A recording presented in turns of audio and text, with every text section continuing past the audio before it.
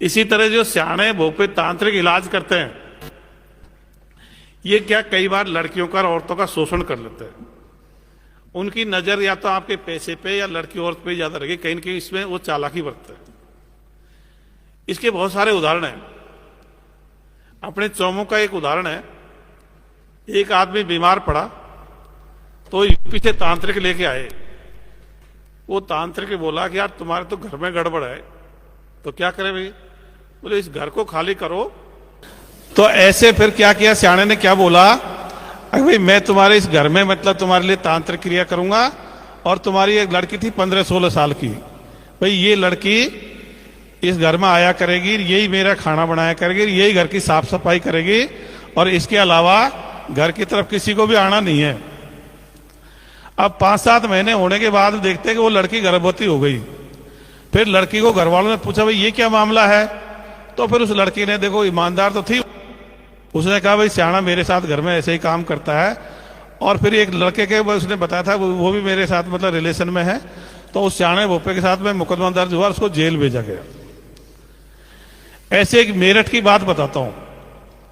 मेरठ में एक 17-18 साल की लड़की बीमार पड़ी, तो एक तांत्रिक के पास गए। तो उसने कहा भाई मैं तुम्हारे जो छोटी वाली लड़की है 12-13 साल की, इसके साथ में तांत्रिक क्रिया करूंगा, और बड़ी वाली लड़की को लेकर तुम दूसरे घर में कमरे में रहना, और इसको दूसरे कमरे में रखूंगा। जब ये लड़की चिल्लाएगी तब अगर भाई इसका भूत उतर रहा बड़ी वाली का।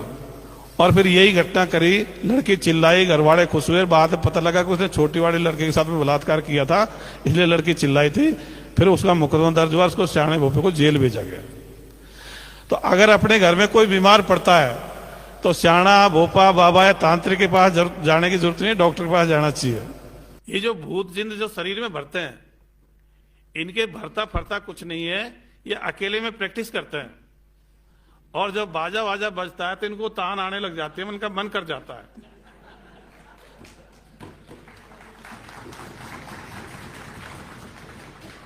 क्योंकि मैं तो पुलिस में हूं, तो कई बार, अभी पीछे आवाज सही आ रही है कि नहीं आ रही है?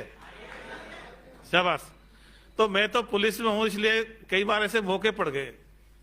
तो मैं 12 जिले में था, तो एक वहां काला गोरा भैरव का मंदिर था। उसमें क्या थे कि एससी वाले को मतलब वहां एरवाल जाते होते, मेघवाल जैसी, उसको मंदिर में चढ़ने नहीं देते। तो कोई आदमी चला गया तो उसको धक्का मुक्की देके उसे पुजारी ने भगा दिया। अब वो थाने में आया तो हमारे थानेदार जी ने भी ज्यादा उसको कॉग्निजेंस नहीं लिया, और वो मतलब उसका मुकदमा भी दर्ज नहीं किया। फिर वहां कोई सोशल एक्टिविस्ट था, उसने हमको शिकायत करी, अक्सर हम फलाने दिन, भाई जैसे 15-16 जून की बात थी, 16 जून की, अक्सर हम उस मंदिर में चढ़ेंगे।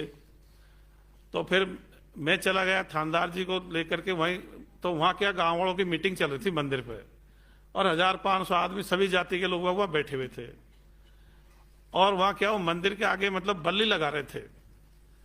तो मैंने कहा भाई ये क्या कर रहे हो? कि साहब हम क्या, अब हम भी नहीं चढ़ेंगे, कोई नहीं चढ़ेगा, मतलब हम नहीं ये कर रहे हैं आज के बाद। मैंने, यार तुम्हारे मन में खूब बेईमानी आई है, उनको रोकने के लिए खुद रुकने के लिए तैयार हो, पर उनको स्वीकार नहीं करना चाहते। तो फिर मैंने उनको समझाया। तो उसी दौरान क्या था, एक वहां का जो मेन घुड़ला था, उसके देवता भरता, कोई घुड़ला बोलते हो, भोपा बोलते हो, तो उसके देवता आ गया, और उसने यूं यूं करके, और उसको वो मतलब यूं गिर गया, उसके देवता भर गया। अब जैसे ही उसके देवता भरा तो गांव वालों ने उसकी जय बोल दी। अपन देखते थे, उसकी जय बोल दी, तो जैसे जय बोली तो उसके बाद मैंने कहा उससे, मेरे को उठा के फेंक दो नाटक किया तो पता उसने क्या किया? 1500 आदमी थे, फिर मैंने फिर भी कह दी। उसने क्या किया, वो खड़ा हुआ और मुझे हाथ जोड़ दिया, सब गलती हो गया, मेरे देवता नहीं चढ़ेगा।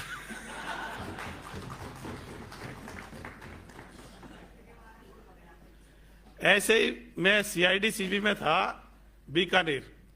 तो नौहर में कई लोग जो मतलब एक्टिव है, उनको पता होगा, नौहर में 4 मर्डर हो गए थे। पति पत्नी और 2 लड़कियां थी, 5 साल की 7 साल की, वो बाहर सो रही थी, चारों कोई काट गया।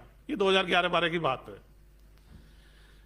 तो बड़ा सीरियस मैटर तो था ही। तो एक पड़ोसी पे एक आरोप था, उसके देवी मैया आती थी एक लेडीज के। तो मैंने उसको बीकानेर में ही बुलाया, जून का महीना था और दोपहरी का टाइम था। मैंने उसको जैसे ही पूछताछ शुरू की, उसने वो देवी मैया डाली। तो उसके जैसे वो मतलब आई उसके शरीर में, तो मैंने सिपाही कहा, मैंने इसको उठा के ले जाओ, धूप में एक चबूतरा था सीमेंटेड, मैंने इसको खड़ा कर इसको। अब उसको खड़ा किया, 2-4 मिनट बाद उसने मुझे हाथ जोड़ दिया, सब मेरे कुछ दिया था, मुझे छाया में लेना। तो आपको बताऊं, सब अपने अपने गांव वालों को परख सकते हो। जिनके देवता भरते हैं, भोपा श्याणा भोपा बोलते हैं, तांत्रिक बोलते हैं, उससे अकेले में पूछ लेना, यार तो नाटकबाजी क्यों करता है भाई, ये तो सबको पता है। तो आप अकेले में वो स्वीकार कर सकता है। अब क्या अपन उसके जैसे उसका जो स्थान होता है वहां जाते हैं तो उसके वहां उसी के आदमी होते हैं, तो फिर वो आदमी क्या होते हैं कि उसका बहुमत होता है, वो उसके पक्ष में लड़ने के लिए तैयार हो जाते हैं। तो वहां आप कह नहीं पाते, लेकिन अकेले में अगर गांव वाले से आप पूछोगे तो वो बता देंगे मेरे कुछ नहीं आता है, लेकिन यार गांव वाले मानते तो मुझे करना पड़ता है भाई। उसका थोड़े इंपॉर्टेंस बढ़ जाती है, उसको सबसे पहले हुक्का दे देंगे, उसको पूछेंगे भाई आने दे, थोड़ी देर हिलता है, फिर थोड़ी देर थक जाता है, जब चला जाता है देवता।